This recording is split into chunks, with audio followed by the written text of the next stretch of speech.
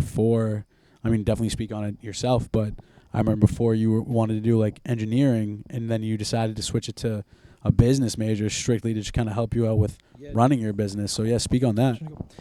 I mean, it was definitely like, changing that major to something different. It was just like, it's a big sacrifice.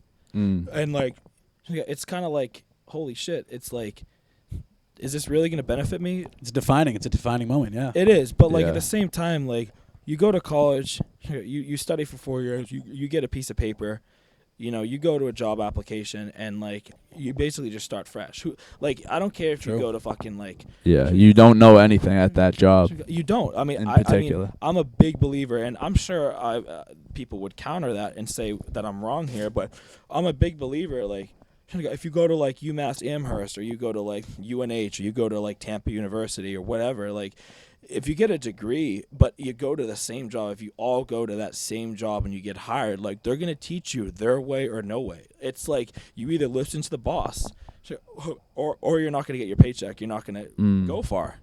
Right. You're right. I think like a lot of people, even not myself, struggle with having bosses. I think having a boss is tough. That's why like you don't want a boss, you want a leader. Like that's what like if I were to be a boss, or what I would want out of my own bosses, I would just want them to be a leader and not boss around. I feel like boss around. Yeah, boss is a bad. It's an old school way of thinking. Negative connotation to that word, It's being like that bossing around. I feel like has just it's an old school thing, like where they feel like, oh, they gotta be on your ass, or they got a helicopter, they gotta micromanage, they gotta kind of yell at you or whatever. And I think that's silly. I think like nowadays you want to lead by example. And I think that's the best way to,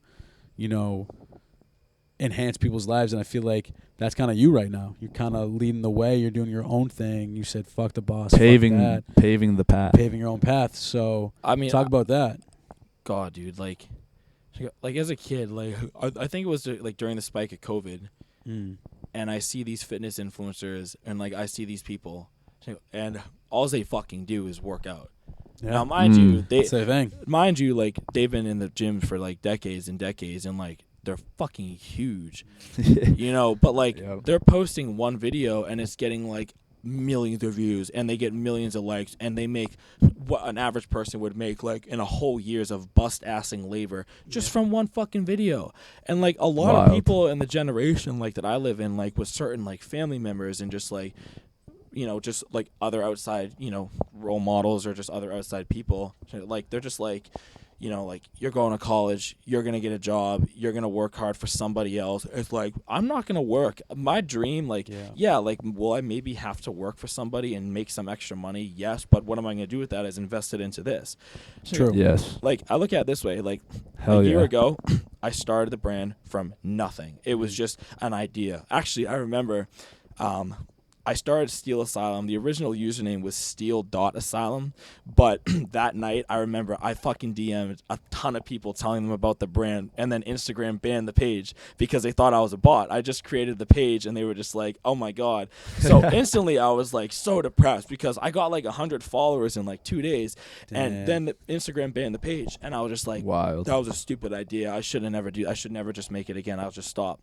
So I was just like, nah, like I got this. So I made Steel_Asylum, which is what we have now. Yeah. A year later, like I went from like these shitty ass like printed from a printer shirts that were like duct taped onto a t-shirt, and a year later, like I'm sitting at over 100 pieces of apparel. It's all like handmade and designed by me.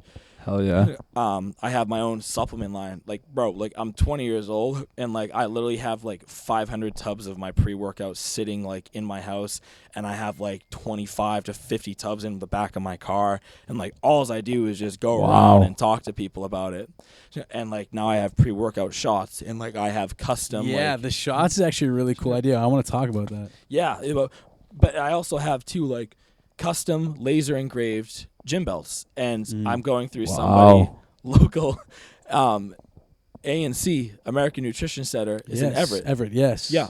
So my best friend from college. Shouts out, by the way. Shout out to Peter, bro. Huge shout out to Peter. Shout out, Peter. We hope you're watching on the live as well. Peter, you better be here, bro. But long story. So like, when I got the pre-workout, like I just called and I went to like every single fucking supplement store I could think of, like everyone. Yeah. And I went there and I was just like, hey, I'm a small brand owner. I just started this. I just launched my pre-workout. I already sold a couple hundred tubs online. I was like, I was wondering if you guys would want to like maybe grab like 10 or 15 and sell it here. You make some profit. And like a few people were just like, yeah, we respect this kid. He's coming in here. He's so young. Hell yeah. And they were just like, sure, we'll take a shot on it. This guy buys 5, this guy buys 10. Next thing you know, they call me up next week and they're just like, yeah, we want some more. Hell yeah. A couple people are just like, no, thank you. We just don't think it's good.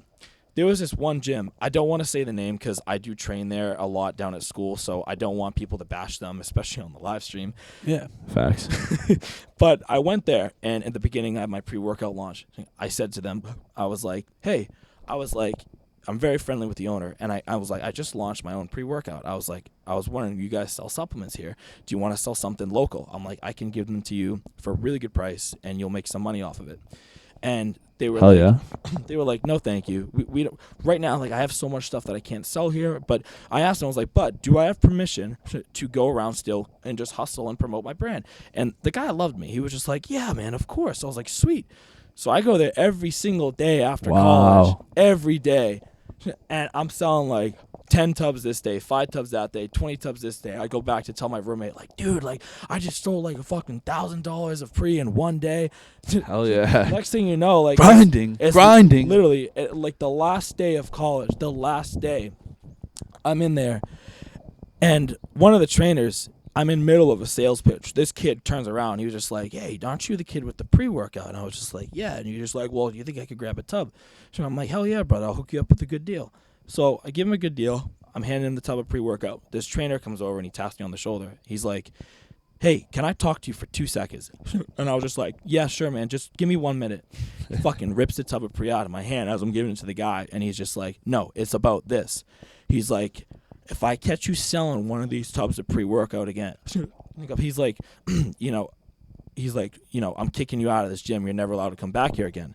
And I said to him, I was like, whoa. I'm like, this kid, he approached me right now. I'm like, this was all him approaching me. I'm not going to lie and say that I don't sell this stuff and own it. It's kind of a, Yeah. Man of your word, man of honor. Yeah. Exactly. Not a liar. But I'm not going to turn down $45, Right. Yeah. But long story short, like, he gives it back to me. He's like, if I catch you selling this, he's like, your ass is out of here. So I'm like, all right, I'm sorry, bro.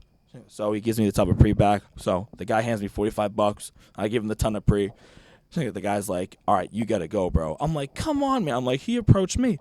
Next thing you know, this big motherfucker, he has my back. And he's like, yo, like, leave the fucking kid alone, man. He's a young kid. He's hustling. He's grinding.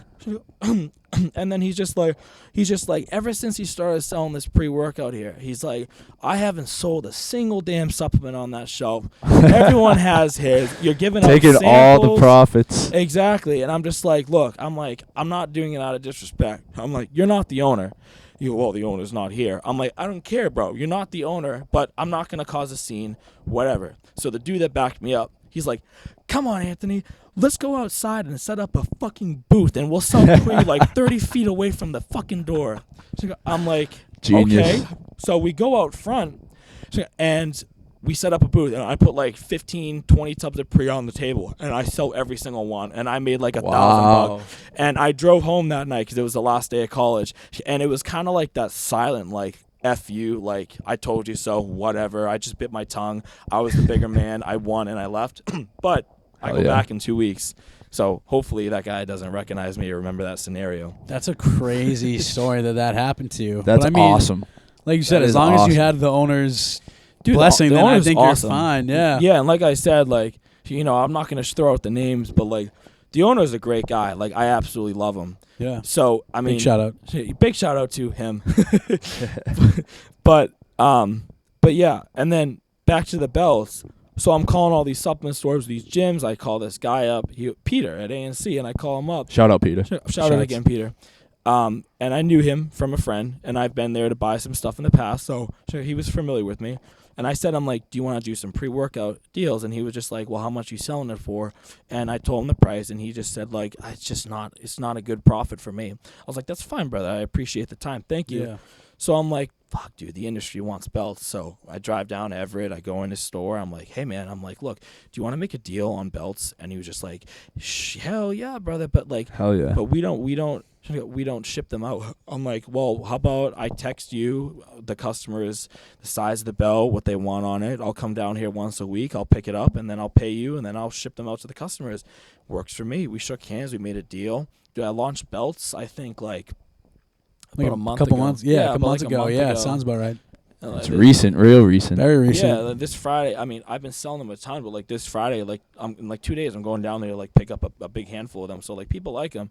Let's go, bro. And even if customers like, I try to emphasize too, like I'm not all about like making profit. Like you have to sometimes lose money or like take a risk and just make somebody happy, and they'll come back.